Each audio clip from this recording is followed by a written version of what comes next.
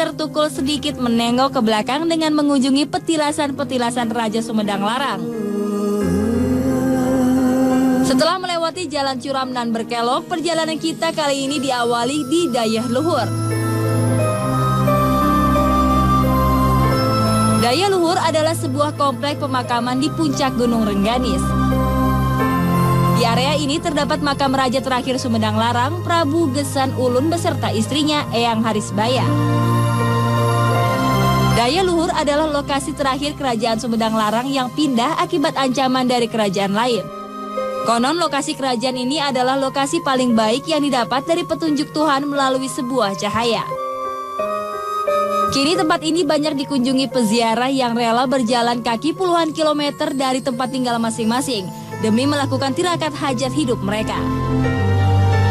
Tak heran apabila beberapa peziarah yang khusus berziarah mengalami suatu kejadian mistis.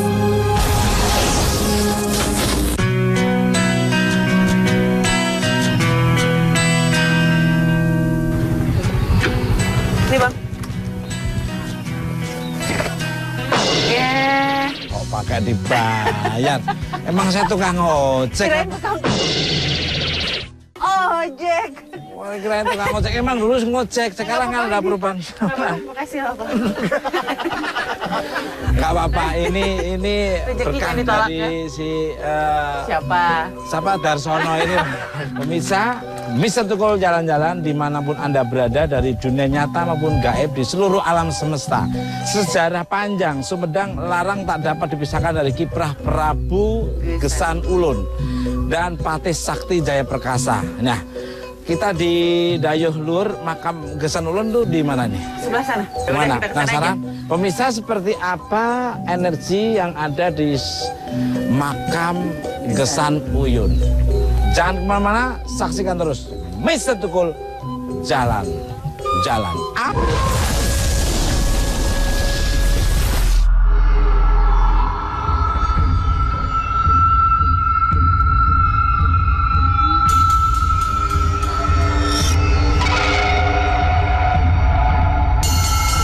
Kita kan mau pengen ketemu sama Kang Soleh Pati sama Sintiasa. Iya. Katanya sih udah duluan kesini ya. Oh.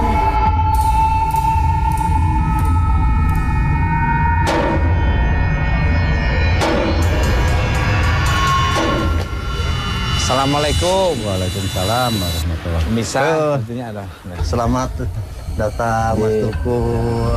Bisa.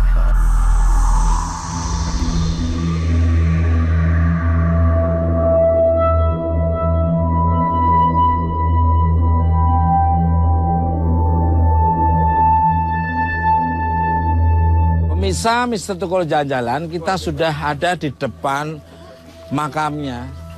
Bentar Pak. Sintiasari mana ya? Assalamualaikum. Wah, Ustaz.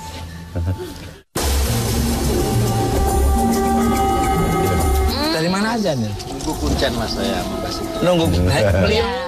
Oh, Bapak. Pak Aceng. Pak Aceng. Mbak Sintia, Pak. Saya. Beliau Udah lama ngobrol-ngobrol, cuma nggak berani masuk. kok punya keinginan ke sini, tujuannya mau apa? Biasa silaturahim, ziarah. Berziarah. Allah. Ini termasuk makam keramat yang dikeramatkan Mas. Oh, lah, mohon diceritakan sedikit tentang siapa Prabu Gesan Ulun. Oh, Prabu Gesan Ulun itu adalah awal keturunan dari Prabu Siliwangi juga. Itu dari 1579 menjadi Raja Sumedang Larang dalam usia, menurut sejarah itu dalam usia 25 tahun yang masih sangat. Jadi beliau itu sangat-sangat dikenal. Iya. Waktu itu sangat dikenal dalam artian memimpin rakyatnya, sangat bijaksana.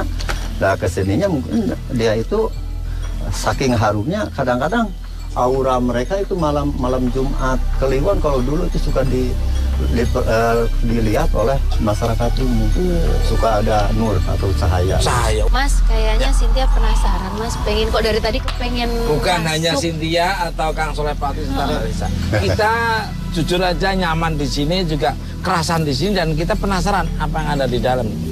Seperti apa pemirsa? Ikuti terus Mr. Tukul jalan jalan.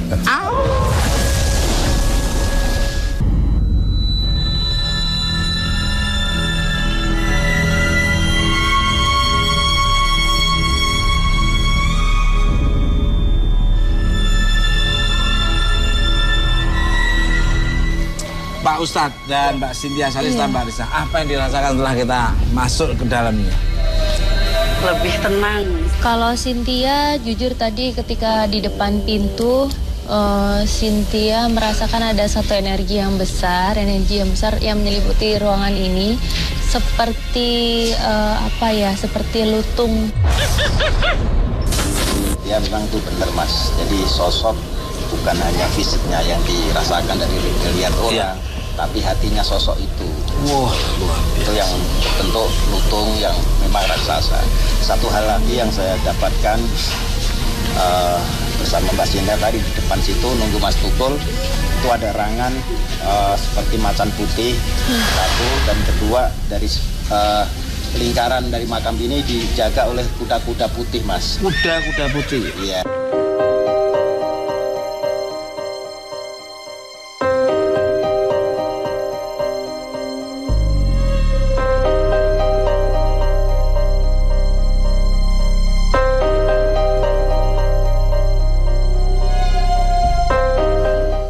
Setelah kita tadi sudah mendoakan, apa yang Kang Soleh dapatkan tadi? Ya, kalau ketika doa selesai Al-Fatihah, waladhdallin amin, itu muncul cahaya dari atas, bisa tembus dari atap itu sampai ke bawah. Dan itu bukan masuk ke makam, tapi pecah Mas, piar, piar kanan kiri dan penuh.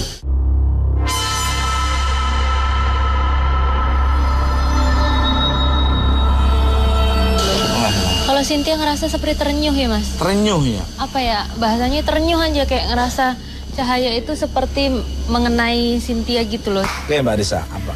Ya, tadi sebenarnya awal-awal saya agak berkomunikasi, terus saya bilang ini nggak apa-apa, saya cerita. Terus beliau hanya mengangguk, itu artinya mungkin setuju.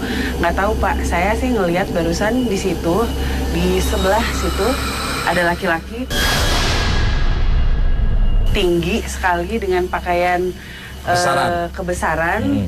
Tampan sekali ya. Apa yang dikatakan tadi Bapak Ahmad, Aceng tadi, bahwa beliau sangat tampan, jadi kayak menggambarkan diri saya juga. Tapi gitu, saya nggak bisa tahu itu tuh sebenarnya siapa Mas, jadi nggak yakin. Ya mungkin kita tanya ke Pak Aceng. Kalau gambaran seperti itu ya beliau. Oh beliau seperti itu. Gerakan ya itu tantungannya seperti itu. Pengen nanya nih Pak, maaf nih Pak Aceng atau warga sekitar yang pernah melihat yang ada di sini, kejadian apa aja?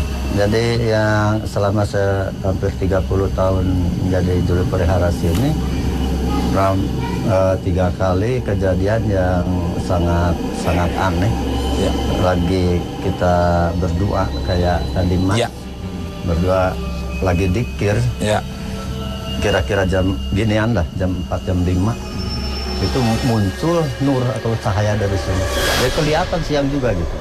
Kelihatan ke atas. Apalagi kalau malam itu kelihatan oleh semua para penziarah.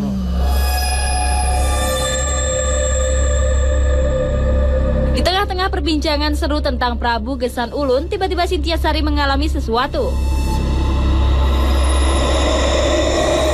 Mbak Risa, apa yang terjadi oleh Cynthia bisa mengalami hal seperti ini? Mungkin Mbak Cynthia sedang melakukan komunikasi dengan salah satu yang ada di sini.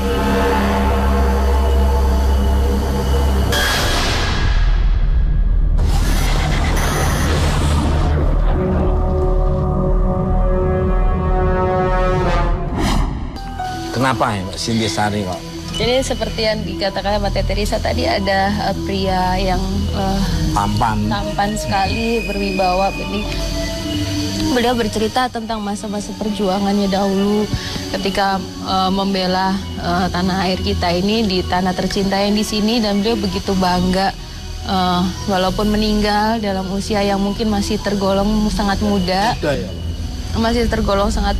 Beliau bilang bahwa ya ini pengorbanan yang tidak akan sia-sia gitu untuk seluruh masyarakat yang ada di sini gitu. Terus Penasaran Pak, Ya. sama kabarnya di sekitar sini juga ada petilasan Eyang Jaya Perkasa. oh iya, ada di atas. Oh, ke atas lagi. Ke atas. Berapa kilo? Kira-kira 1 kilo lebih lah. Wah, kita semua ke sana. Kesempatan Mas. Kita ke sana ini. Ini Pak Kang Surapati sama Mbak Risa pasti ingin tahunya tuh lebih dalam. Ini aja deh. Saya sama Mbak Berbagi. Risa gantian. Oh, Kemarin kan sama Mbak Cynthia. Saya sama Mbak Risa sama Pak Aceng ya ke sana. Oh, oke. Oke ya. Dia masuk loh. Mengekspor yang ada di sini. Oke. Ya. Silakan. Ya. Bye-bye ya. Selamat ya. Nah, pemirsa Mr. Tukul Jalan-Jalan. Sementara Kang Surapati, Mbak Risa dan Pak Aceng naik ke makam Eyang Jaya Perkasa. Jaya Perkasa, saya dan Cynthia Sari akan Ke tempat ke Pupuhu. Nah, Konon jadi katanya itu masih katanya, Padepokan ya Mas. Padepokan, tokoh Sumedang. Dan ada istimewanya Mas. Oh, pasti. Konon di sana ada golok yang panjangnya 3 meter. Iya, betul. Seperti apa tempatnya? Pasti penasaran. Ikuti terus Mr. Tukul Jalan-Jalan.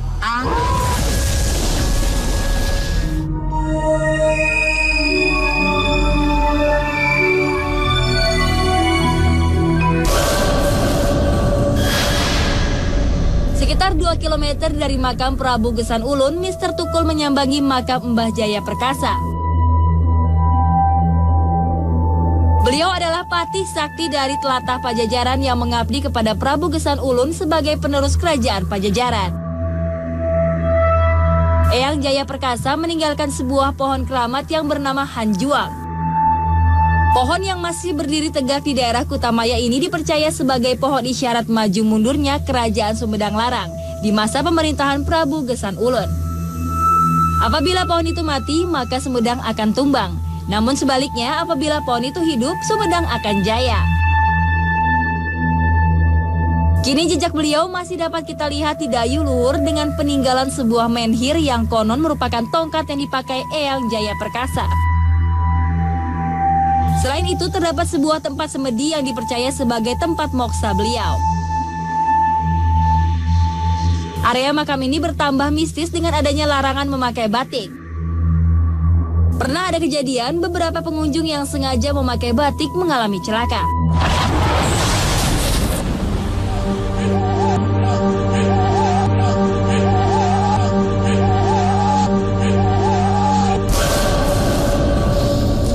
Oke pemirsa, sekarang saya, Mbak Risa, juga Pak Aceng sudah berada di makam Mbah Jaya Perkasa yang beliau merupakan patih dari Pajajaran yang pindah di Sumedang Larang, benar Pak ya? Iya. Kabarnya di sini makam itu dijaga oleh pagar gaib, benar apa enggak itu? Jadi beliau itu di sini bukan suatu makam, itu hanya Petilasan. petilasan. Iya, iya. Siapa Jaya Perkasa itu? Beliau itu terkenalnya kesaktiannya sangat ambiwatu. Oh, termasuk tentang pagar Nah, gaib. termasuk yaitu dia itu termasuk pagar gaib itu beliaulah yang punyanya gitu. Boleh kita ke sana? Yuk, pemirsa. Terus ikutin jalan Mr. Tukul Jalan-Jalan.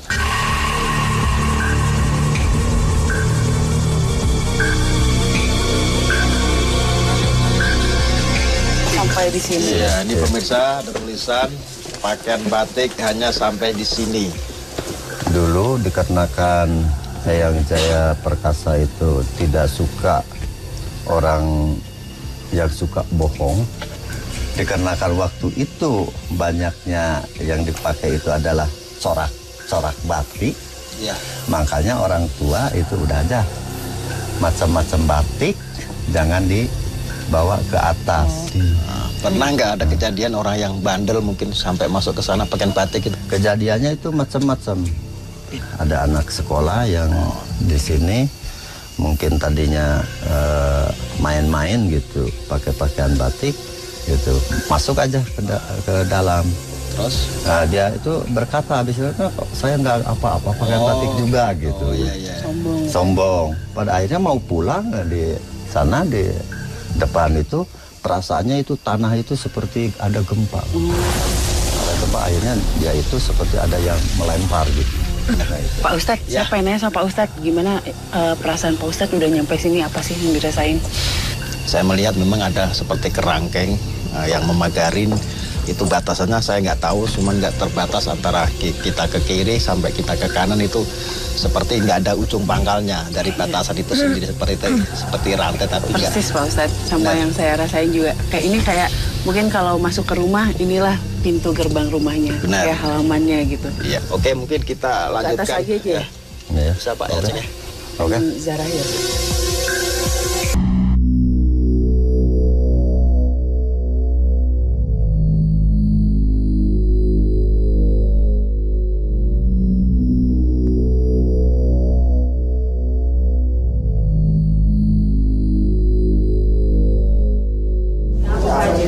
Oh, ini kebetulan sebelum masuk ke sana, ini peninggalan yang Jaya Perkasa juga. Ini bekas duduknya waktu persemedian di atas itu. Ada mitosnya sih Pak?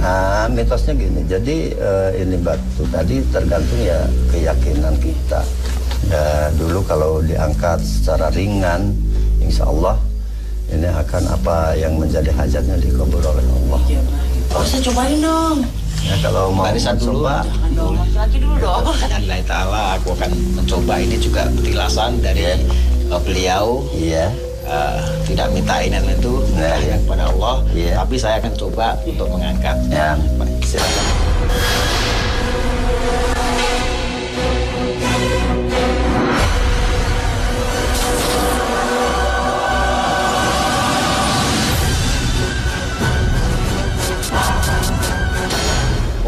Ya masih ada satu lagi di atas, yaitu puncaknya, yaitu batu menhir yang kalau konon dulu itu batu ngambang atau batu yang nggak kena tanah gitu. Batu apa tongkat?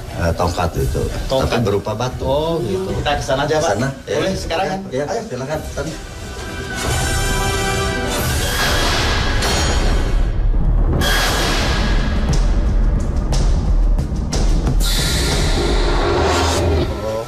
Oh ini, dipagerin gini ya Pak ya? Iya, mantap. Langsung berbalik, habis lihat. Ini dipagarin kenapa Pak? Tadinya batu gantung gitu. Dan apa sebabnya? Kok sekarang nggak dibiarkan menggantung? Sekarang kan ini banyak para penziarah yang mana kadang-kadang lupa arti jarak tersebut. Nah, yang akhirnya menyimpang dari akidah. Oh iya Pak. Kalau ngomong-ngomong soal Mbah Jaya Perkasa itu, saya jadi teringat sama cerita tentang pohon hanjuang, Pak. Itu pohon hanjuang itu ciri waktu beliau itu berangkat perang. Sebelum dia itu berangkat ke medan laga, yaitu nitip atau menanam dulu pohon hanjuang tadi ke Maharaja itu.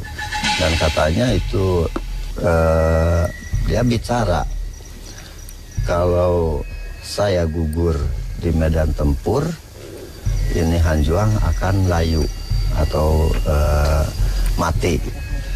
Kalau hanjuang ini masih subur, berarti kaulah masih selamat atau tidak ada apa-apa di medan pertempuran tersebut. Sosok batu itu sendiri punya energi yang sangat positif. Di situ saya melihat ada energi yang sangat luar biasa. Itu tempat ketika zaman dulu beliau merupakan salah satu tempat untuk bersuci. Kalau orang sekarang berwudu. Makanya ketika itu lubang itu terbuka, batu itu ke atas. Dan ketika selesai bersuci atau berwudu, masukkan diri, mandi dan sebagainya, itu menutup sendiri. Makanya maksudnya keluar air gitu. Iya. Dan itu mendapat sumber air untuk konsumsi, bermacam-macam cara untuk kehidupan itu sendiri. Itu berarti di sini juga ada sumber airnya?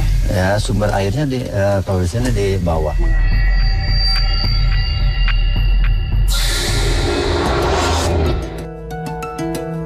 Di wilayah Gunung Rengganis terdapat 7 sumber air yang dibuat dengan kesaktian Eyang Jaya Perkasa.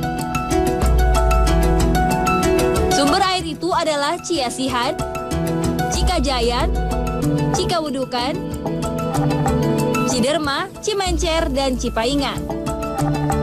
Konon air dari beberapa sumber itu dipercaya mempunyai khasiat masing-masing. Mulai dari pengasihan, awet muda, pengobatan, sampai ilmu kekebalan.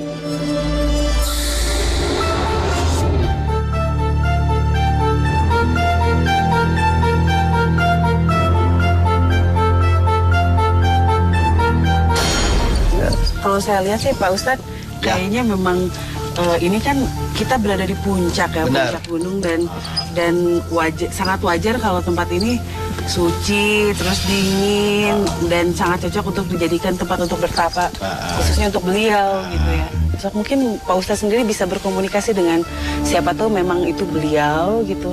Mungkin ada beberapa pesan yang ingin disampaikan. Insya Allah kita coba.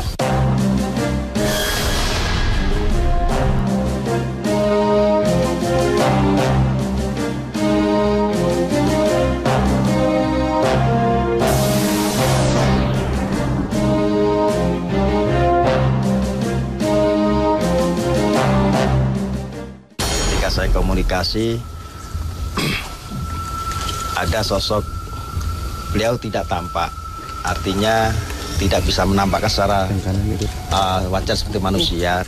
Insya Allah ya, beliau menyampaikan punya pusaka yang sangat sakti, tapi berupa tongkat yang memang ditancapkan berdampingan sama batu yang ada di sumur itu. Kalau saya sih mungkin nggak dari beliaunya langsung, tapi dari beberapa yang ada di sini yang sosoknya sih hampir menyerupai gitu, Pak Ustadz. Jadi karena ada beberapa gitu yang saya lihat di situ, dan ada salah satu yang bilang kalau Eyang itu tidak hanya ada di sini gitu, karena walaupun memang ini adalah patialasannya, tapi dia bertanggung jawab atas semua yang ada di kota Sumedang ini. Jadi beliau sering kesini, dan ini salah satunya gitu. Dan jadi kalaupun ingin bertemu dengan Eyang itu bisa di mana saja sebenarnya. Oke, Pak Zeng, terima kasih atas informasinya semua. Kita berpisah di sini ya. Terima kasih. Saya dari Mas Tukul. Mas Tukul, Marisa. Mas Cynthia. Masih, Pak Zeng. Assalamualaikum. Waalaikumsalam warahmatullahi wabarakatuh.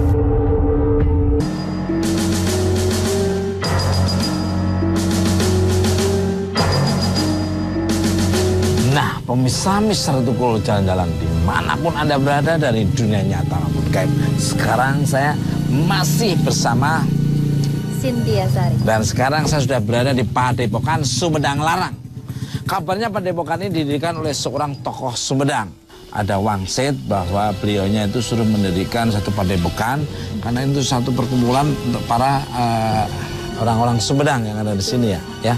Kalau gitu kita langsung aja menuju ke sana. Ikuti terus Mister Tukul jalan.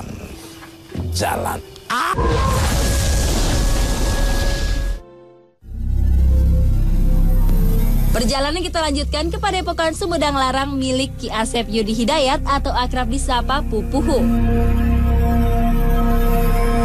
Konon Padepokan milik tokoh Sumedang ini dibangun karena adanya isyarat gaib melalui sebuah sosok kakek tua. Karena petunjuk itu, kini Padepokan ini dapat berdiri megah tanpa halangan, berarti di puncak sebuah bukit di wilayah Sumedang. Terdapat beberapa bangunan yang beraura mistis di Padepokan yang mempunyai luas lebih dari 1 hektar ini. Di antaranya adalah bangunan untuk bertemu gaib dan sebuah bangunan yang menyimpan golok pusaka berukuran besar peninggalan masa lalu. Sebagian besar bangunan mempunyai nilai filosofis tinggi yang bermanifestasi dari alam pikir, budaya, dan sejarah Sumedang.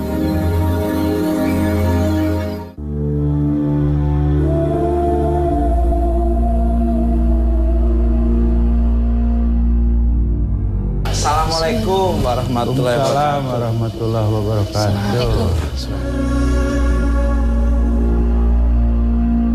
Ayo kita duduklah. Ngomong.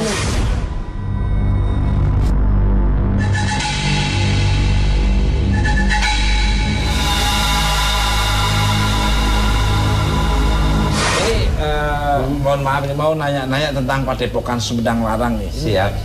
yang sangat misterius sekali ini? Bisa diceritakan? Saya lewat ke sini naik motor, tiba-tiba ada kakek gitu.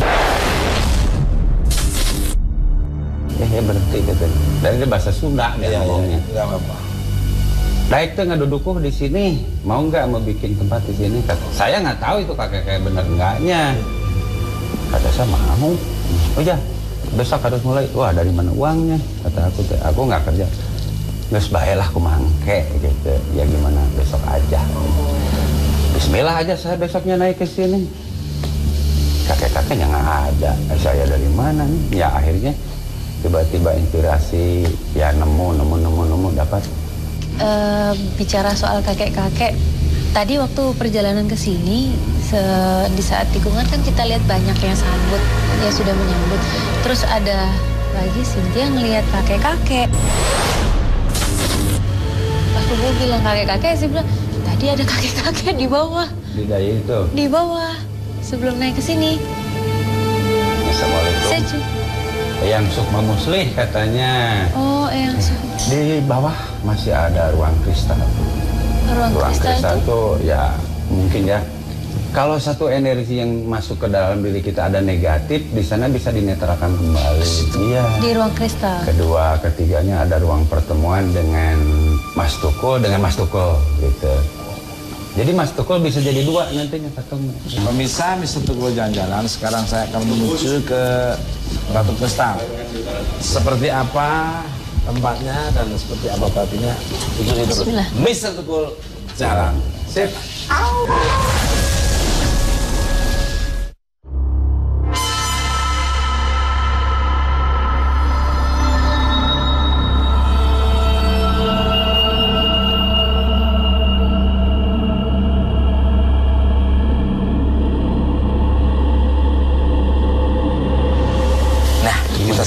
Ya, sekarang kita naik dulu nih. Apa sih batu kristal ini, Bu Puhu ini, monggo? Ini juga menurut riset saya sendiri, ya, batu kristal ini kan biasanya digunakan untuk aksesoris. Ya. Ternyata bisa untuk pengobatan juga. Nah, Cynthia silakan mau nyoba. Boleh. Batu kristalnya. Ya, monggo.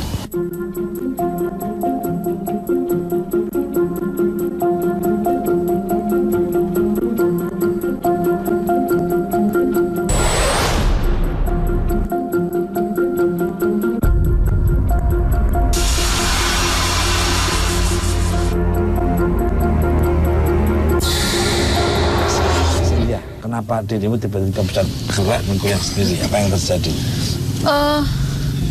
Kayak ada yang narik ya, pokoknya kayak energi bumi itu kan? Iya, jadi sini berat, kayak ketarik semua gitu dari perut sih, dari perutnya kayak ada yang ketarik gitu, jadi terus langsung sininya yang berat. Dari perut pencernaanmu kurang sehat. Iya. Sama kamu tuh ada persoalan. Assalamualaikum. Salam. Alhamdulillah ketemu sini. Iya. Kang, punten mangga kali silakan duduk. Ini Kang Surepati. Ini Lisa Saraswati. Oh, dari penasaran ini kayak terpancar aura yang sangat positif ya di sini. Saya melihat. Ya Mbak Lisa ya. Mbak Lisa di sana kelihatan tuh ada kayak cahaya. Mbak Lisa, ini apa yang energi di batu ini? Di batu ini enggak, saya pengen cerita aja tadi pas begitu masuk ke sini, Mas. Begitu masuk ke sini mau melangkah ke dalam, tiba-tiba dengar itu seperti penyambutan dari beliau mungkin ya. Entah siapa itu, cuma saya langsung Pupuh, ini tadi yang biru itu yang buat apa? Ini yang ditempel gitu. Ini bisa menyerap pikiran-pikiran, katanya ini ya menurut saya, tapi nggak tahu yang negatif-negatif itu gitu. Nah, sudah dinetralkan di sini. Biasanya orang kalau saya datang ke sini, teman-teman dikir kan lama 6 jam dikir, baru ke ruang pertemuan. Wah, ini untuk bertemu antara Mas Tukul dengan Mas Tukul, Pak Soleh dengan Pak Soleh. Istilahnya ketemu saya dengan aku. Penasaran tempatnya? Ikuti terus Mr. Tukul jalan.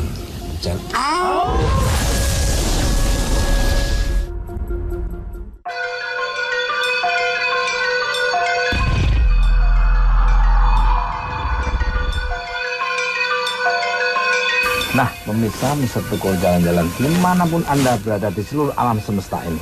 Sekarang saya sudah di depan ruang pertemuan jin. Ruang pertemuan dengan gaib aja, dengan manusia. Mari kita coba. Ya, gimana?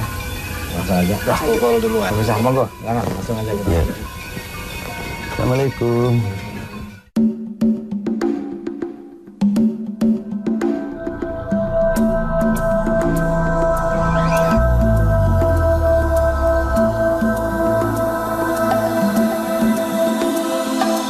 Ini saya penasaran, Bu, kalau yang kesini tuh biasanya siapa gitu?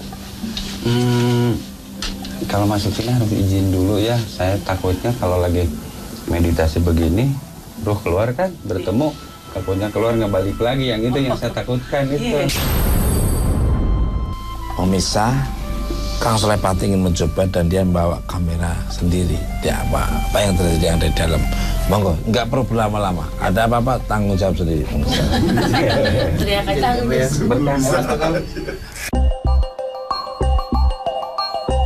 Kang Solepati mencoba masuk untuk bertemu dengan sang gaib. Kira-kira apa yang terjadi pada Kang Soleh? Tetap di Mister Tukul Jalan-Jalan.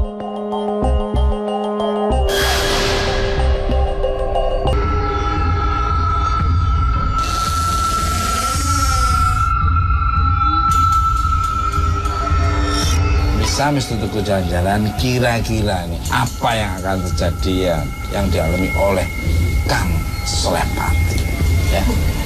Betul nggak, Mbak? Ya. Penasaran Mbak saya? Setelah Mbak Sinta.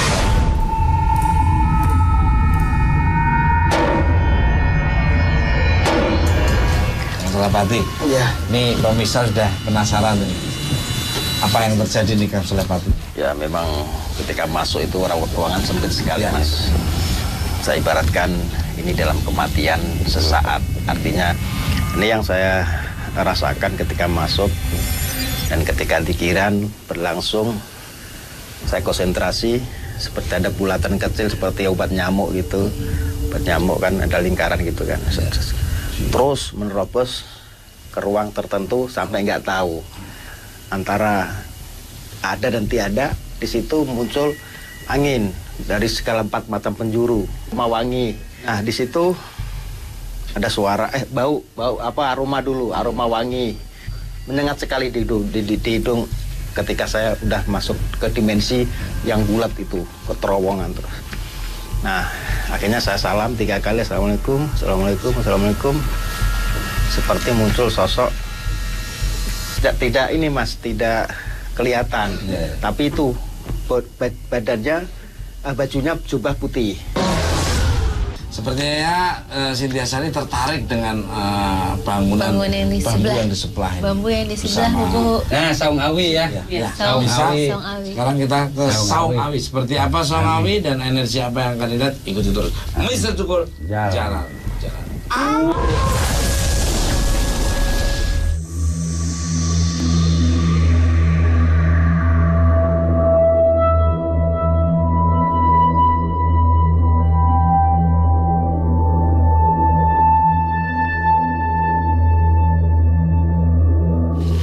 Ini dah sampai di Saung Awi nih. Ini mungkin bisa diceritakan ini Bu Buho, ini apa nih? Diceritakan di dalam ada 2 dewa dewi ya. Dewa dewi itu syariat disebutnya Ibu Rama. Ibu dan Bapak. Filosofinya bagus-bagus semua, dalam semua. Bu Buho mau nanya, ini kok sepertinya hawanya beda dengan yang bangunan yang lain ya? Punten ya, nanti mungkin Pak Soleh akan berhadapan langsung sama yang ngurus ini, hatinya lembut. Kang Tukul, ngaran itu nyamuk. Ngaran aslinya saha. Iya, mau cerita Mas, tadi Bu, saya waktu begitu sampai ke lokasi ini kan tadi lihat sini dari luar. Memang belum banyak orang, tapi di sini ada seorang wanita yang menggaling.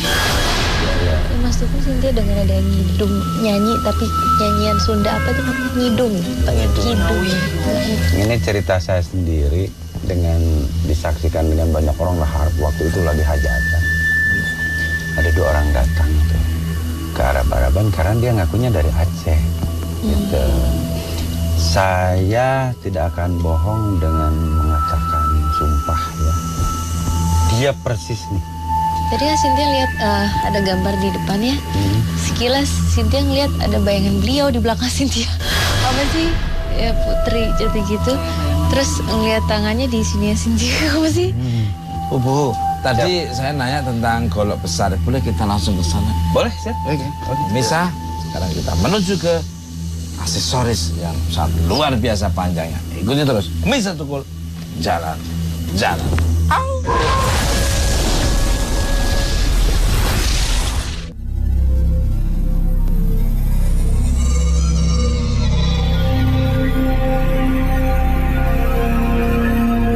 Mungkin bisa diceritakan apa ini? Kalau ini ya ceritanya ada yang ngasih, aku teh. Ada ngasih. Ini katanya buat bapak gitu. Dari mana enggak? Buat bapak aja. Saya kasih. Pas lihat-lihat, nah ada orangnya gitu. Itu aja. Nah dari Kang Soleh Pati, ini fenomena apa sebenarnya? Mereka udah ritual, sering melakukan semedi, melakukan puasa dan sebagainya. Akhirnya turun. Kalau Nabi wahyu, kalau orang kadang supranatural dikasih sesuatu untuk sebagai imbalan dari yang dilakukan. Mbak Risa. Bisa dikatakan guru gaib yang ngasih. Kalau saya sih ngeliatnya ini bukan alat yang dipakai oleh manusia.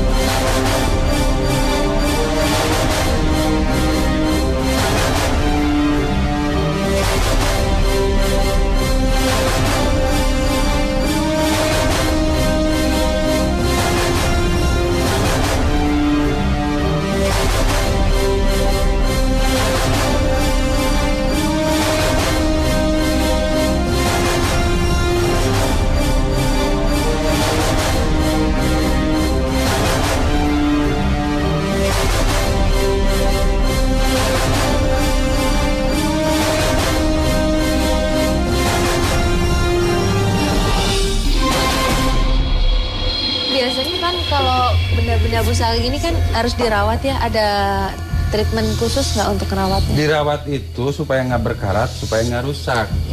Kalau rusak, anak cucu kita tidak akan tahu peninggalan orang tua kita. Itu aja perawatannya. Bulan mulut sah, itu harus pencucian. Itu karena masih ada juga seribu buah lagi masih ada.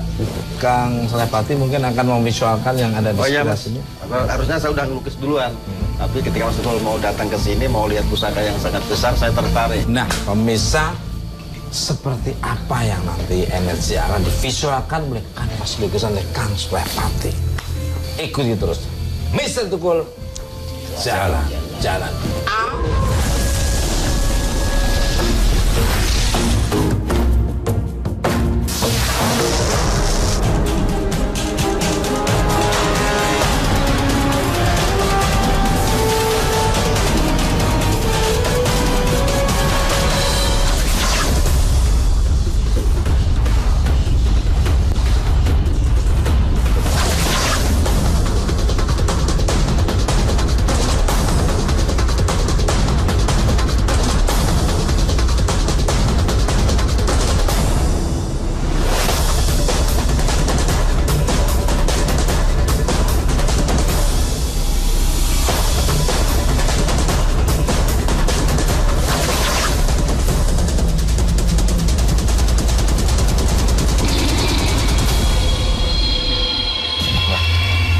Nah, pemirsa Mr. Tukul jalan-jalan, dimanapun Anda berada dari dunia nyata maupun dunia gaib. Inilah hasil visual kanvas yang dilukis oleh Kang Solepati. Ini bisa Kang Solepati menceritakan Ya. apa ini? Memang ini adanya yang saya ceritakan. Ini Putri Najwa. Yang Ya, yang di lokasi ini Nah, kalau beliau yang dituakan sesepuhnya, di sering keliling ketika malam Jumat, Kliwon nama Selasa lagi. Bu, mungkin ada yang mau tambahin? Hebat sama heran aja. Ini kalau di sini mengaku dia namanya Eyang Sukma ya. Padahal dia itu Eyang Jaya Perkasa. Ini sama nih kumisnya begini, emang begitu. Dari luhur emang suka kesini melanglang gitu. Setelah tadi kita dari Duyuluhur, dijelaskan Eyang Jaya Perkasa, dan kita akhirnya di Padepokan Sumedang Larang. Sangat luar biasa sekali, diambil sisi-sisi positif dari tontonan Mister Tukul Jalan-Jalan. Yang negatif jangan diambil, dan kekuatan yang tidak bisa tertandingi adalah kekuatan dari Allah Subhanahu wa Ta'ala. Tunggu kehadiran Mister Tukul Jalan-Jalan di tempat yang berbeda. Pokoknya masih tetap dengan bersama saya Tukul Arwana, Sulehpati bersama Cynthia Sari. Saksikan terus Mister Tukul Jalan-Jalan.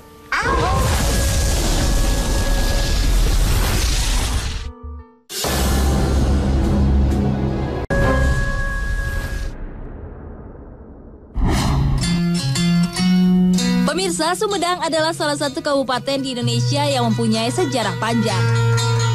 Berawal dari masa kepemimpinan Prabu Aji Putih di abad ke-12, peradaban di wilayah yang dianugerahi pesona alam yang indah ini perlahan membentuk sebuah peradaban tinggi sistem kerajaan. Kini kabupaten yang berbatasan langsung dengan wilayah Bandung ini mempunyai banyak peninggalan kerajaan yang masih dijaga keberadaannya. Selain untuk pelestarian budaya, benda dan beberapa situs tersebut masih dikeramatkan. Tak heran selain dikenal sebagai kota tahu, kota Sumedang juga dikenal dengan petilasan-petilasan yang konon mempunyai kekuatan gaib.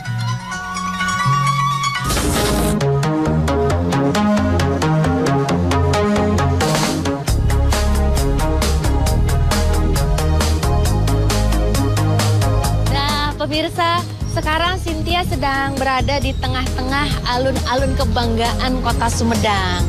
Ceritanya Cynthia ini mau ke museum yang bersejarah. Tapi sebelumnya saya mau beli tahu. Hah? Pas banget. Ada yang jualan tahu. Beli tahu dong, Aduh, tahunya banyak banget, Mas Tukul, ngapain di sini? Ngapain? Emang saya ini kayak orang penjual tahu? Ini bisanya aku mau beli tahu, Mas. Iya, beli tahu, tapi lihat potongannya dong. Emang lihat dari belakang tuh saya kayak tahu apa? Ini mau saya kasih kru nih, mana? Kru, sini kru. Ya, manggil krunya begitu, Kerupuk. Nah, pemirsa Mister Tukul Jalan-Jalan dimanapun Anda berada, sekarang berada di alun-alun Kota Sumedang yang terkenalnya dengan tahunya, dan Sumedang itu terkenal dengan wisatanya, iklimnya yang sangat luar biasa, dan wanita yang sangat gelis-gelis pisan, dan cowok yang kasep-kasep pisan. Ya, kita akan ke museum dulu ya. Iya, Mas. Pengen tahu, Mas. Pemirsa, seperti apa museum yang akan saya datangi dengan Cynthia Sari? Ikuti terus Mister Tukul Jalan-Jalan.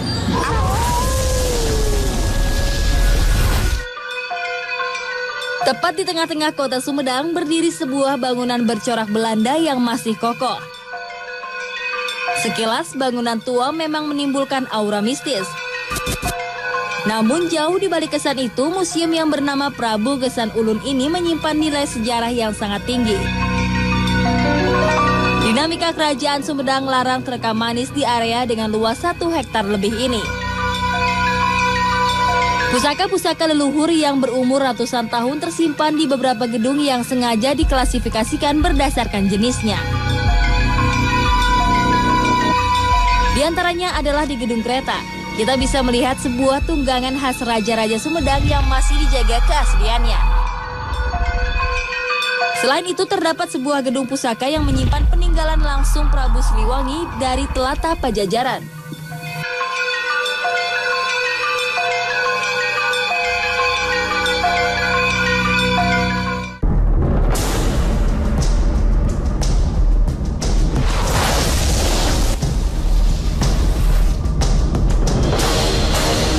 Assalamualaikum Pak. Waalaikumsalam warahmatullahi wabarakatuh. Kita dengan Bapak siapa? Saya Ahmad. Ahmad Maja. Bapak Ahmad, subhanallah. Pak, kalau boleh tahu yang tersimpan di dalam museum ini tuh apa aja, Pak? Baik, kalau museum di sini, museum keluarga itu tersimpan barang-barang klasik museum. Dari mulai alat-alat senjata, kujang, keris, tombak, meriam, kalang taka. Itu asli kan semua itu? Asli itu. Nah, seperti apa? Dalamnya gimana? Ikuti terus Mister Tukul jalan-jalan. Aura-aura apa saja negatif. Assalamualaikum.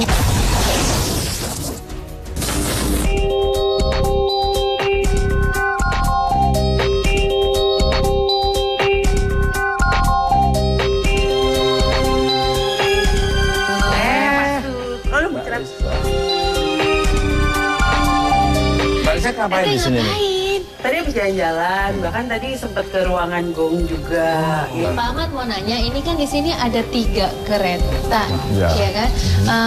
Kalau boleh tahu, yang paling tua ini yang tertua yang mana? Yang mana? Jadi dari kereta yang ada yang mirip-mirip ini semua, yang katakanlah onderdilnya masih yang dulu, yang ini, yang orisinil.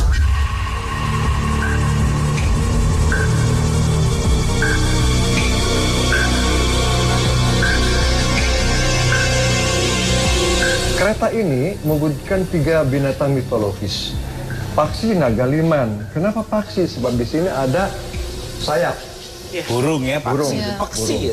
Ya. Mengapa burung? Burung itu memiliki pandangan yang jauh over horizon. Seorang pemimpin harus bisa memprediksi apa-apa yang bakal terjadi kelak. Yang kedua, paksi, naga. Naga. Apakah ada naga? Itu hanya dalam bayang-bayang. Apa artinya? Bahwa di laut kita harus memiliki kekuatan. Itu kekuatan di laut. Kemudian liman. Liman itu apa? Gajah. Di darat ada hewan yang sangat kuat. Yang bisa menarik beban yang lebih berat daripada tenaga manusia. Jadi ketiga matra ini, darat, laut, udara, itu harus dimiliki oleh seorang pemimpin. Matra tadi. Kalau Mbak Risa sendiri nih, maaf nih, ada energi apa yang lebih dominan, positifnya atau negatifnya? Positif tentu saja, Mas. Ya. Dan tadi begitu saya masuk ke sini, saya melihat masing-masing kereta ini dijaga oleh sosok yang apa ya? Ya sangat cewek? Positif. Cowok sih rata-rata. Tadi saya agak pegang kursinya itu kayak flashback yang dulu dipakai ini, dan memang acara-acara yang sangat penting saja gitu. Dan dan itu merupakan apa ya, prestis, Mas, buat mereka yang menjaga ini. Ya. Saya dengar ada mahkota asli Prabu Siliwangi nih, Pak Ahmad. Kalau boleh diizinkan di mana tuh? Oh, tentu saja.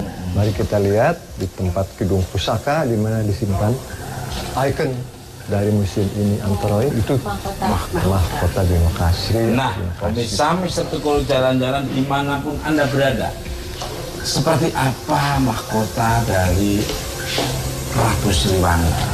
Ikuti terus Mister Tukul jalan-jalan.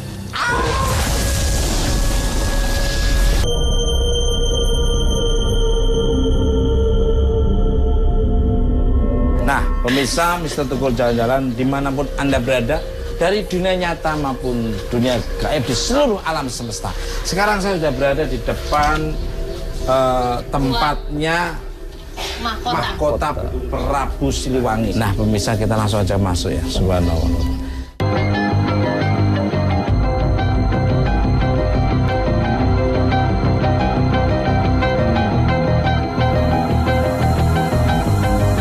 Nah, inilah mahkota Bino Kasri. Pak, bisa diceritakan nggak, Pak, sejarahnya mahkota Bino Kasri ini, Pak, seperti apa? Pada saat Kerajaan Pajajaran runtuh 1578, 22 April yang merupakan hari jadi Sumedang, dari Pakuan Pajajaran datang ke sini 4 Kanagalante yang tadi. Kemudian antara lain, apa yang dibawa dari Pakuan Pajajaran adalah ikon dari sana, yaitu merupakan mahkota yang disebut mahkota Bino Kasri atau Bino Kasih. Dulunya merupakan mahkota Prabu Siliwangi.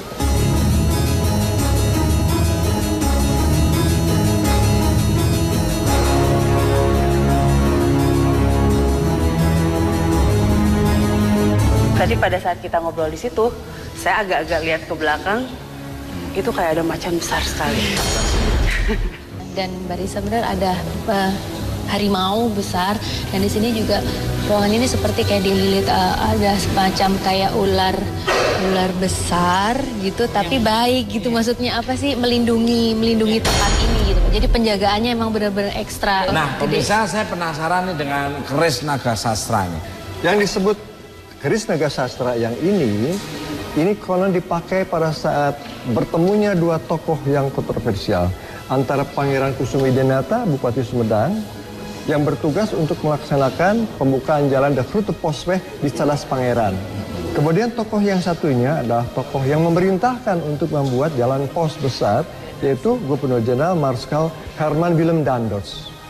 Di situ terjadi suatu penindasan terhadap masyarakat rakyat Sumedang untuk mewujudkan jalan itu secepatnya harus terwujud. Dan ketika Daendels menyodorkan tangan kanan untuk bersalaman, maka Pangeran Kusumadinata ke depan dengan tangan kiri menyambut tangan kanan Daendels, dan tangan kanan beliau menjabat keris yang sudah siap dihunus. Namanya keris naga sastra. Luar biasa. Jadi penasaran ya Mas ya? Luar biasa. Iya. Cadas Pangeran kayak gimana? Iya Mas. Dan Cynthia belum di sana ada tugunya. Wah, kita harus ke sana Mas. Nah, yuk. pemirsa penasaran ya? Sebelum kita ke sana, kita ngucapin terima kasih dulu kepada Bapak Ahmad.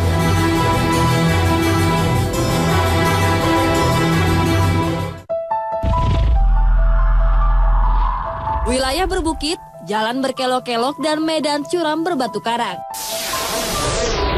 Wilayah penghubung Sumedang dan Bandung ini dikenal sebagai wilayah Cadas Pangeran. Di salah satu ruas jalan bisa kita lihat jelas sebuah monumen antara Pangeran Cornel dan Willem Daendels, sang pencetus kerja rodi. Bila kita cermati, Pangeran Cornel menyalami Daendels dengan tangan kiri, sedangkan tangan kanannya memegang sebilah keris. Sebuah memorial tentang seorang pemimpin yang melakukan perlawanan terhadap penjajah yang semena-mena. Menurut tutur lisan, Cadas Pangeran adalah medan pertempuran sengit antara tentara kolonial melawan pejuang yang rela mengorbankan jiwa dan raganya.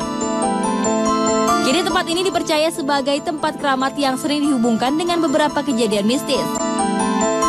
Misalnya saja dengan terjadinya longsor di wilayah Cadas ini. Konon fenomena alam itu dipercaya akibat marahnya makhluk gaib saat dibangunnya jalan baru di sekitar area Cadas Pangeran. Pemirsa di rumah, dimanapun Anda berada dari dunia nyata maupun dunia gaib, inilah monumen Cadas Pangeran ya. Kita sudah berada di Cadas Pangeran ya, di jalan yang di pinggirnya, aduh curam sekali ya. Ikuti terus, Mr. Tukul, jalan.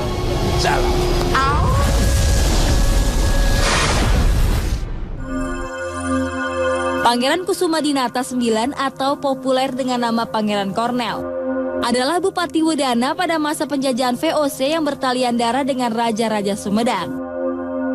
Pangeran Cornel adalah sebutan beliau saat pihak Belanda sering menyebutnya sebagai seorang kolonel.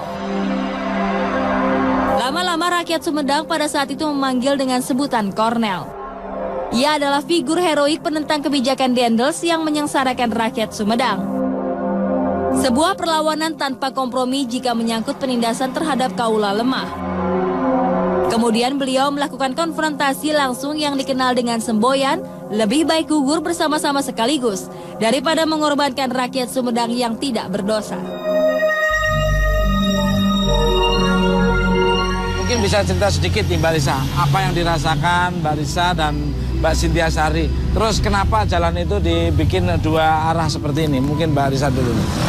Kalau saya sih sebenarnya nggak tahu Mas kalau detail kenapa harus dua arah gini. Itu kan emang dari dulu saya ngedenger banyak sekali mitos dari jalan ini. Jadi banyak banget yang celaka. Dulu sebelum jalan ini dipagar itu asalnya tuh jurang dan lebih sempit dari yang sekarang.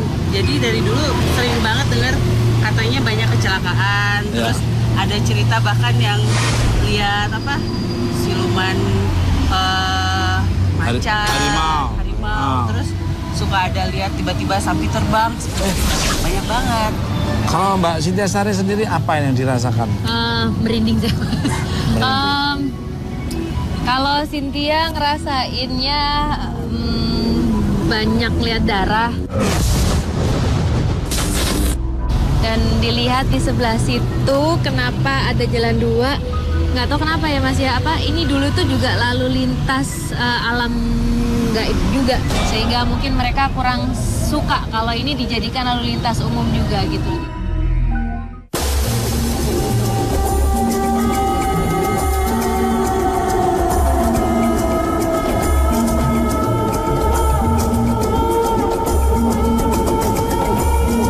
Dengan Pak siapa? Dengan Pak Donald. Saya pengen nanya nih, kan banyak sekali mitos yang saya dengar tentang keangkeran Jalan Cadas Pangeran ini. Betul, di sini ya. Kan di Cadas Lawang itu ada dua makhluk, antara kera ya sama harimau. Kera? Iya, sama harimau. Nah, sepertinya kita kayaknya lebih detail, lebih tahu energi yang lebih dalam lagi.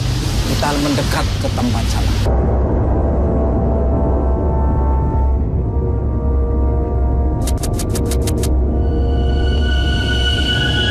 Ya, saya penasaran Mas. Begitu masuk ke sini kok kayaknya ada sesuatu yang beda dari monumen ini. Pak Donald, kejadian apa lagi nih Pak Donald yang pernah Pak Donald lihat? Oh, kejadiannya udah pernah orang asing. Ya. Ceritanya dia mau lewat ke Cirebon ya. Pas lewat mobil tersebut dia mobil mau ke pinggir. Nah, dilihat ada ekor ular itu. Jadi si ekornya menggebukin mobil tersebut. Nah, apa saja mungkin yang akan dilihat oleh Mbak Risa serta Mbak Cynthia Sari serta Mas Donald ini? Penasaran? Ikuti terus Mr. Tukul Jalan.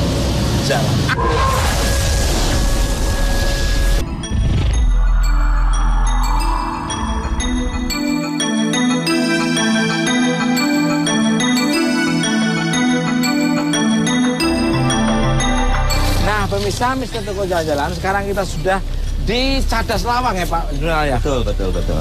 Aduh, Mas. Sepertinya kita melihat sosok bayangan. Kok pemirsa ada bayangan?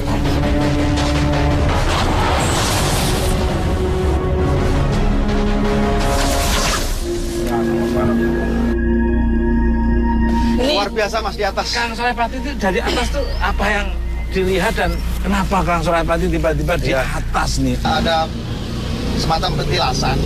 Cuman petilasan ketika seorang pangeran itu bertapa. Jika saya coba wasilah atau komunikasi, itu seperti gundukan tanah di atas itu goyang. Saya berputar. Saking apa? Saking kekuatan ketika beliau bersemedi di situ, mengambil energinya juga akhirnya. Itu sampai sekarang masih goyang. Terima kasih kalau gitu Pak Donald, salam hormat buat keluarga. Nah pemirsa Mr. Tukul Jalan-Jalan, dimanapun Anda berada dari dunia nyata maupun gaib, saya berempat, Kang Solepati, Mbak Risa, serta Cynthia akan menuju ke Gunung Kunci. Seperti apa energi yang ada di situ dan energi-energi apa yang nanti akan dilihat oleh Kang Solepati dan Mbak Risa serta Cynthia. Ikuti terus Mr. Tukul Jalan-Jalan.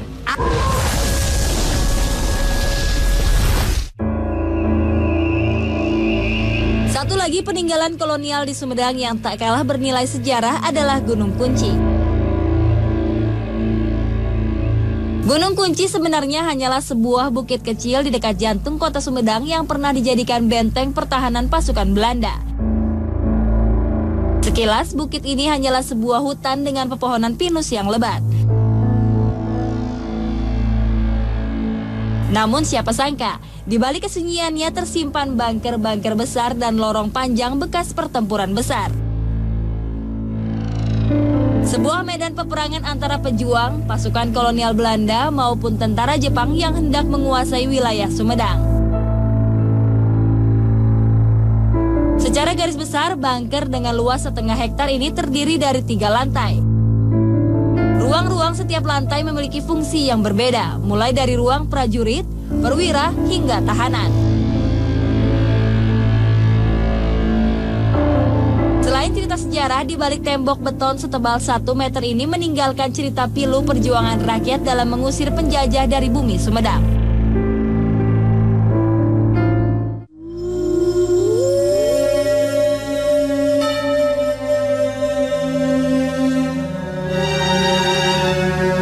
Pemirsa Mister Tukul jalan-jalan dimanapun Anda berada dari dunia nyata maupun dunia gaib.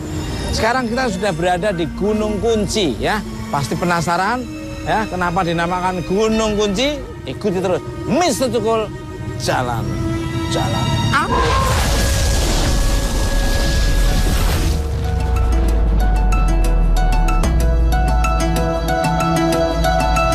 Assalamualaikum. Waalaikumsalam. Selamat datang Mas Tukul. Selamat datang juga ini Mbak Sintia. Sabar, Pak. Ini dengan Bapak siapa? Budi. Pak Budi. Pak Budi. Langsung aja nih ya. Kalau boleh masuk dulu. Iya.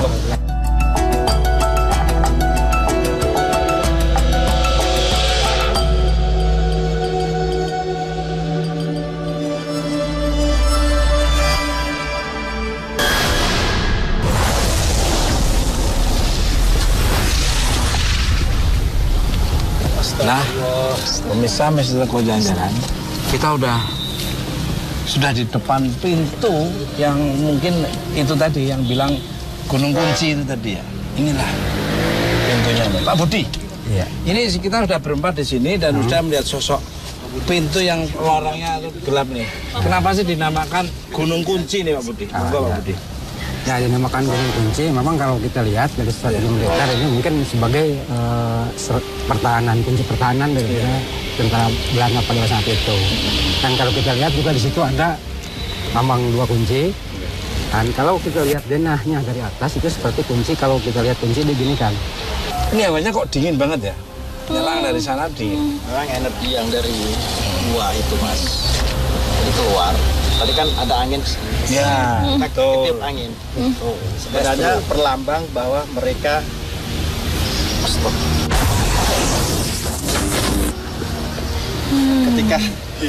ketika saya ngomong mereka, ini tangan saya langsung begini. Langsung saya ke sini. Sebenarnya itu saya nggak tega Mas, cerita nanti aja. Saya nggak tega, bener nggak tega. Jangan. Saran kan? Nah pemirsa seperti apa nanti yang akan diceritakan dan mau mana itu terus Mister Tukul jalan.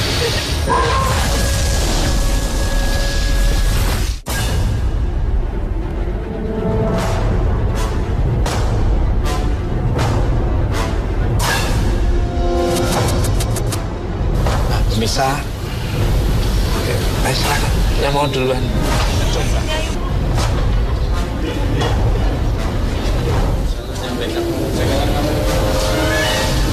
Astagfirullahaladzim. Sinti di luar aja ya. Sin, kenapa Sin? Ada apa yang dilihat apa? Sinti di luar aja. Apa yang dilihat?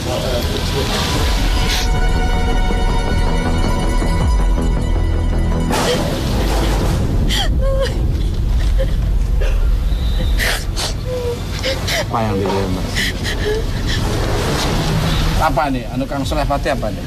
Ini kalau yang saya lihat, ya, baru pintu pertama atau gerbang pertama atau tempat gua pertama di lorong ini pemirsa yang saya lihat itu ada tumpuk-tumpukan dan berdarah-darah. Ada ketika ini belum masuk ke sana. Pemirsa, Risa sedih melihat arwah seorang prajurit Belanda yang minta tolong karena kepalanya terpisah dari badan. Dengan perasaan pilu, ia mencoba membantu menyatukannya lagi.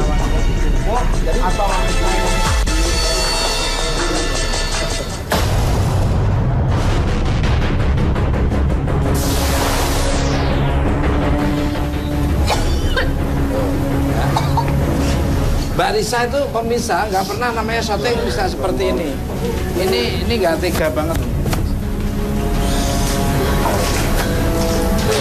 Pak Budi mungkin bisa diceritakan apa bisa Pak Budi yang pernah menurut penduduk setempat atau orang yang pernah ngalamin.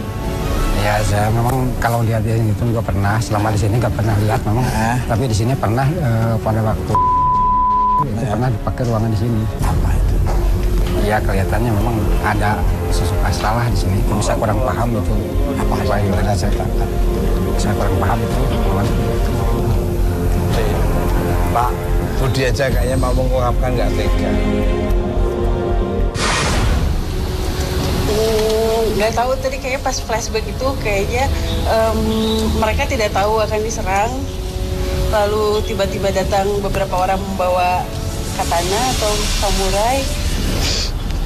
Mereka di sini sebagai penjaga ditebas, kepala dan badannya berpisah, dan barusan ketika saya ke situ mereka bilang tolong dekatkan kepala saya dengan badan saya. Jadi mungkin orang Belanda atau mungkin orang pribumi ini yang di Belanda itu datanglah orang Jepang, kedudukan Jepang yang pertama kali ya. Nah, seperti itu, kejadian seperti itu. Jadi batu ini saya lihat energi sangat kuat di situ. Oh iya, gambar-gambarnya ada, maaf ini gambarnya kok tengkorak-tengkorak.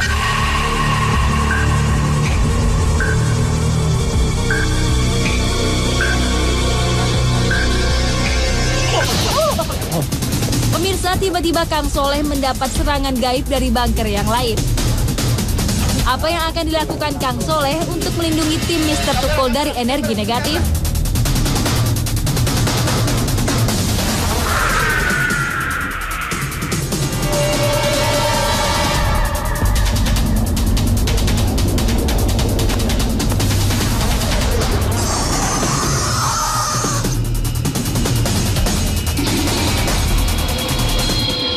Apa Pak Isan? Kok tiba-tiba lari-lari terus sambil teriak-teriak itu? Tadi kan pas lihat batu itu kan, ya. Batu itu seperti sebenarnya itu tempat nongkrongnya Mas. Ketika siang, sore itu pas kebetulan memang banyak bahkan bukan hanya 1-2 puluhan tadi pada nongkrong itu.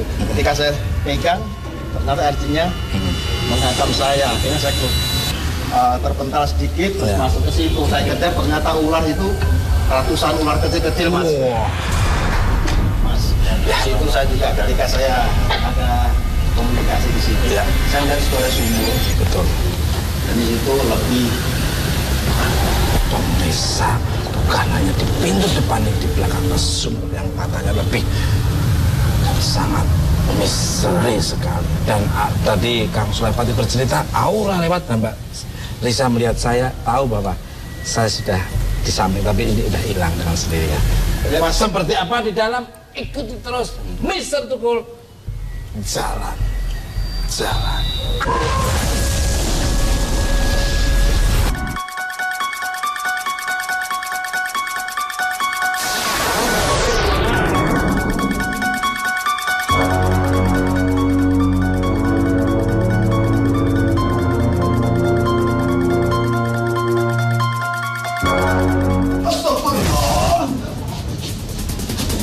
Astagfirullahaladzim. Nah, pemirsa, Mr. Tukul jalan-jalan. Kita sudah di depan sumur yang tadi kita ceritakan. Dan begitu Kang Soleh Pati, Mbak Risa, Mbak Cynthia Salim masuk, mereka nggak tega melihat apa yang terjadi, melihat flashback tempo dulu. Nah, ini sekarang Kang Soleh Pati, apa yang dilihat kok sampai nggak tega? Dari analisa Bill Gates yang saya tangkap bahwa ketika saya pertama masuk dan saya melihat itu Mas, ini penuh darah. Sebenarnya bukan hanya darah, tapi di bawahnya itu kayak apa ya, kayak tulang atau apa itu kayak panjang, ada yang itu tapi hancur. Hancur. Kalau saya sikapi itu kayak tumpukan jenazah. Dan itu kalau residual yang saya tangkap, darah masih mengembang. Makanya saya lihat Mbak Cynthia juga lihat, Mbak Risa juga iya. Langsung spontan. Karena apa? Melihat genangan darah itu bertumbang. Ya, ini sekarang dari Mbak Risa. Emang dari tadi menakutkan, Mas, serem gitu kan, sedih suasananya. Tapi ada satu hal yang bikin saya agak tersenyum-senyum sekarang. Apa? Karena ada satu sosok yang begitu positif dan optimis itu. Dia bilang, dia duduk di situ belakang Pak Ustadz, wanita, dia namanya Claudia. Dia masih berbahasa Indonesia. Dia bilang, saya ada di situ. Sebelum saya masuk di situ, saya digantung dulu di sini. Saya digantung masuk di situ, tapi dia bilang saya nggak apa-apa seperti ini, karena saya tahu hidup saya akan berakhir seperti ini di negeri ini. Dan dia bilang saya di sini tidak sendirian dan masih ada keluarga saya. Itu yang bikin dia merasa kayaknya paling legowo gitu Mas, dibandingin yang sosok-sosok di bawah yang sudah menerima takdirnya dia. Dan dia tuh senyum terus gitu dari tadi, senyum yang ceria banget orangnya.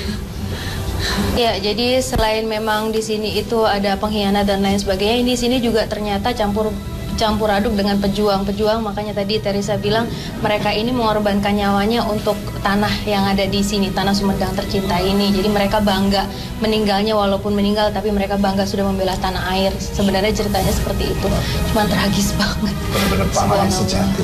Nah, Pak Budi katanya ada tempat tahanan di sini, di sebelah mana? Yang di belakang situ, sarung di sini, kamar. Nah, pemirsa, kita akan menuju ke tempat tahanan. Itu terus, Mr. Tukul. Zara.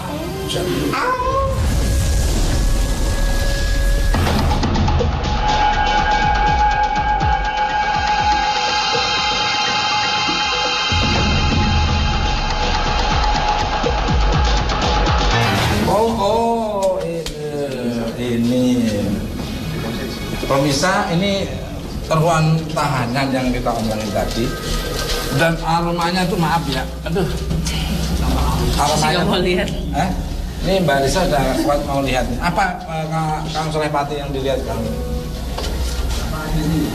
Ini banyak sama Mas, semua sama, banyak tulang-tulang. Cuman ini yang jadi penasaran rantai-rantai yang gede-gede itu Mas, kayak borgo yang sangat kuat-kuat itu banyak banget di situ, di pojokan kanan, pojokan kiri, tangan di atas juga ada seperti gantungan. Mas, saya ngeliat banyak mata di situ, kayak ngeliatin keluar gitu, tapi bersinar. Dan ini mungkin jadi salah satu bukti kalau mereka bilang kalau orang Belanda dijatuhi juga oleh Jepang, kami pun merasakan yang sama. Mereka juga jahat terhadap kami. Jadi ini lebih banyak warga pribumi yang dijatuhkan. Justru malah banyak pribumi yang ditahan oleh Belanda. Ada banyak rantai-rantai gede Kang Solepati ya? Iya. Banyak rantai-rantai gede dan ada gantungan di atasnya juga. Nah itu gantungan sebetulnya untuk apa lah? Kalau Mbak Sintia Sari apa yang dirasakan? Iya, jadi sama Mbak Teresa juga nggak ini. Lihatnya mereka lebih banyak memilih untuk mengorbankan nyawanya daripada harus menyerahkan dirinya untuk disiksa gitu loh Mas. Jadi makanya mereka di situ ada rantai, ada segala macam. Mereka siap untuk bunuh diri, mereka siap untuk bunuh. Jadi dengan rela bunuh aja deh daripada disiksa sama Belanda atau Jepang, mendingan mereka. Jangan Pak Ustadz. Apa Pak Ustadz? Jangan Pak Ustadz. Suara seperti Iya, saya dengar. potongan kayak Iya, saya dengar. Jangan Pak Ustadz. Mereka kesakitan, mereka ini jangan. Nah, pemirsa Mr. Tukul Jalan-Jalan di seluruh alam semesta dari dunia nyata maupun gaib, kita sekarang akan membagi kepada satu kelompok ini. Jadi kelompok pertama, saya dan Mbak Lisa akan menuju ke lantai 3 dan Mbak Kang Solepati dan Mbak Sintia Sari akan ke bawah. Ikuti terus Mr. Tukul Jalan-Jalan.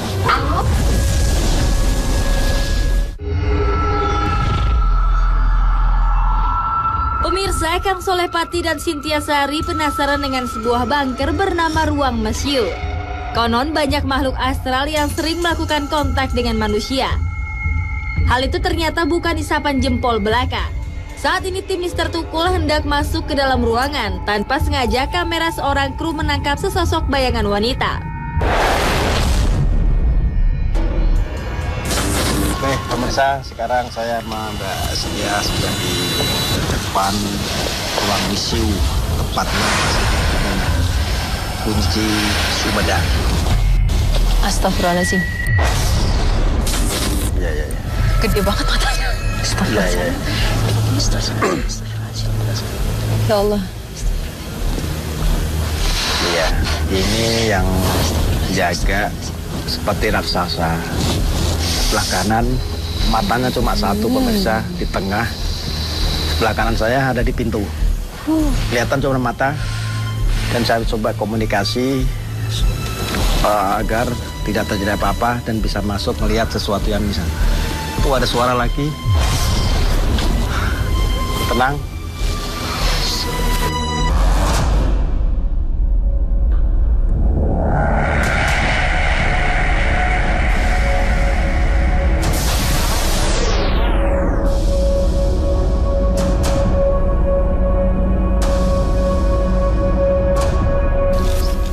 Aman. Kita masuk satu ke ruangan yang lain.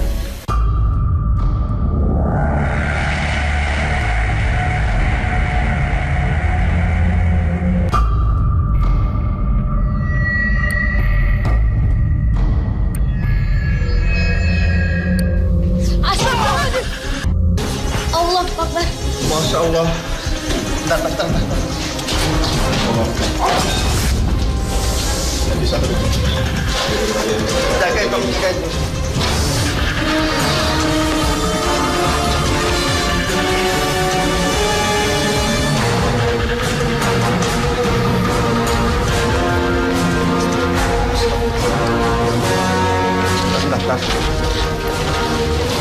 Aman.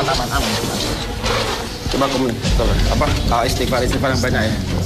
Takutnya ada pentalan pemirsa dari tadi tuh seperti ada sinar merah yang memang langsung menyerang kita.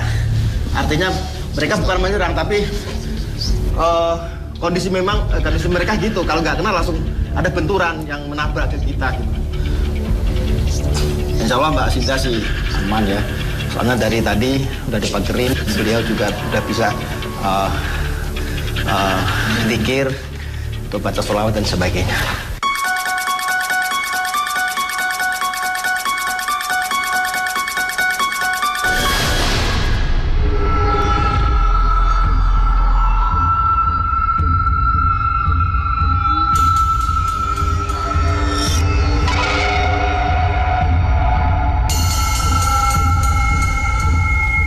Oke pemirsa, Mister Tukul jalan-jalan. Sekarang kita sudah berada di atas dengan suasana sudah gelap gulita, ya. Kita sudah menjelajahi Gunung Kunci, kita sudah berada di puncaknya nih pemirsa. Tadi pas kita naik tangga itu ya Mas ya, kayak mau ditarik-tarik gitu. Terus kan sekarang keadaannya udah gelap. Dan kalau yang saya tahu dari Pak Budi kan cuman sampai jam 5 ya Pak di sini, dan berarti sangat jarang Mas malam-malam di sini banyak orang dan semua sekarang ngumpul di sini. Yang di sekitar Mas itu juga banyak. Waduh. Apalagi yang di sini tuh banyaknya wanita sih saya lihat. Luar biasa. Nah, Mbak Lisa, gimana kalau kita masuk ke dalam? Yuk. Ngobrol-ngobrol sama mereka.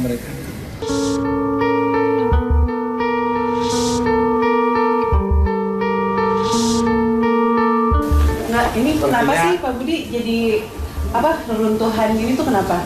Nah ini katanya ini dulu didinamit, kena dinamit, tapi hancurnya cuma ini aja. Dinamit? Oleh Belanda. Mungkin kekhawatiran dimanfaatkan oleh musuhnya. Gitu. Oh gitu.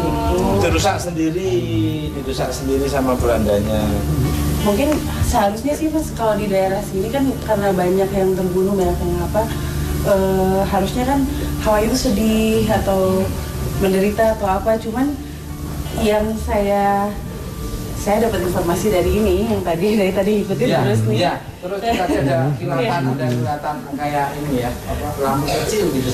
Iya, karena dia bilang di sini tuh banyak sekali anak-anak kecil dari bangsa kami yang ikut mati, dan kami berusaha membuat anak-anak itu tetap tenang.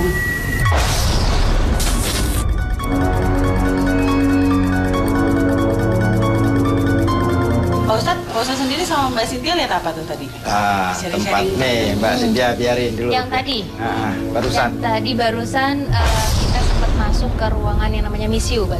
Jadi tempat penyimpanan misiu gitu. Tempat pas ini. Iya, Pak Ustadz ngebuka gerbang gaibnya, kita masuk, kita kepental berduaan. Jadi kita kayak kedorong kepental berduaan. Ya seperti kata Bola ada cahaya merah, bener sih, kita cuman ngerasain ada seperti benturan dan kayak tenaga gitu loh. Seperti ditolak gitu. Iya. Untuk datang semua. Tapi sebenarnya itu kayak perkenalan gitu kan. Sebenarnya menurut itu perkenalan. Pemirsa, sosok-sosok seperti apa yang nanti akan divisualkan melalui kanvas lukisan oleh Kang Soleh Pati. Ikuti terus Mister Tukul jalan-jalan.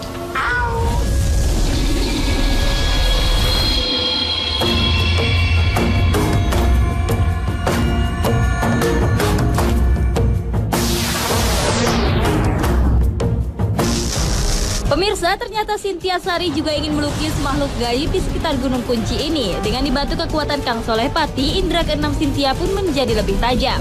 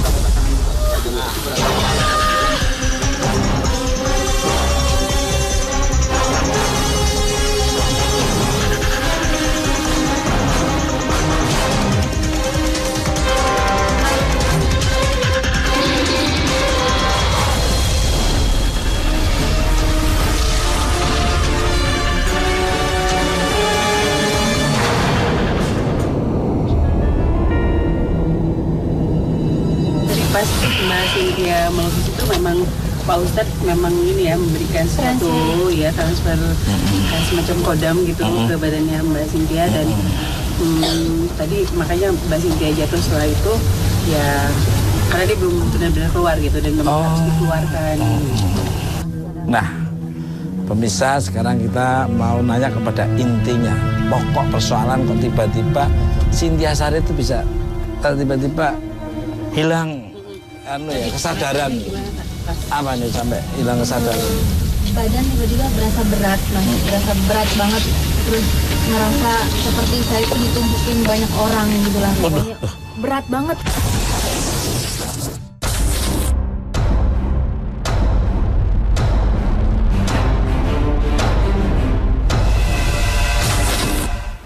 Pak Ustadz, Kang Sulaiman ini bisa dijelaskan ini sebetulnya sosok-sosok di sekitar yang di benteng ini nih atau gimana Pak Ustadz? Apa yang di dalam atau yang di luar ini? Ini semua ada Mas di sini Mas. Jadi sosok ini yang dilihat Mbak Risa ketika di benteng sumur. Namanya Claudia. Ya ini sosok ini dan ini kapten atau jenderal dari Belanda sendiri dan itu jenderal dari Jepang. Jadi semua komplit ada. Jadi tokoh-tokohnya yang saya gambar yang memang berpengaruh di lokasi benteng atau tempat petilasan. Gunung Kunci ini. Gunung Kunci ini. Mountain Key. Iya. Nah ini yang itu ya matanya satu ya. Yang di museum. Memang kalau saya sikapi di sini kalau digambar satu kanvas, dua kanvas sampai 10 pun nggak muat. Artinya ribuan sosok yang sering nongol dan jahil. Ngomong-ngomong Pak Budi mana? Ada di Kepul. Terima kasih Pak Budi atas informasinya dan mudah-mudahan bermanfaat oleh pemirsa di seluruh dunia nyata maupun gaib bisa di alam semesta ini.